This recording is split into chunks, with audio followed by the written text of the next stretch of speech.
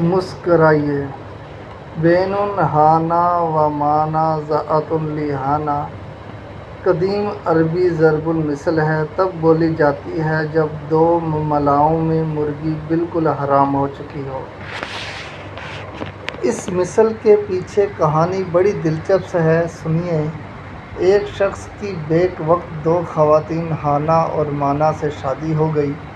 ہانہ اس شخص سے قدرے بڑی اور پختہ عمر کی عورت تھی، جبکہ معنی ایک کمسن اور چلبلی لڑکی تھی۔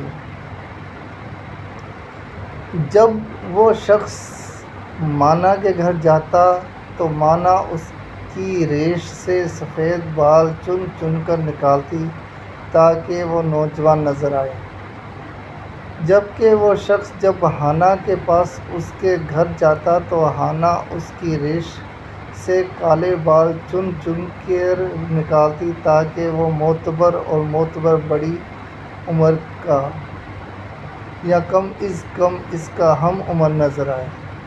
ایک بار اس شخص نے ایک آئینے کے سامنے کھڑے ہو کر جب اپنے حلیے اور سراپا کا جائزہ لیا تو یہ دیکھ کر اس کے پیروں سے زمین نکل گئی کہ اس کی ریش کا خاتمہ ہو چکا تھا۔ ایک ٹھنڈی آہ بھر کر اس نے کہا، بین ہانٌ و معنٌ ذات لہانٌ، ہائے ہانہ اور معنی کے درمیان میں پھنس کر ہم اپنی ریش کا ہی خاتمہ کر بیٹھے۔ سنا ہے تب سے یہ بات ضرب المثل بن گئی ہے۔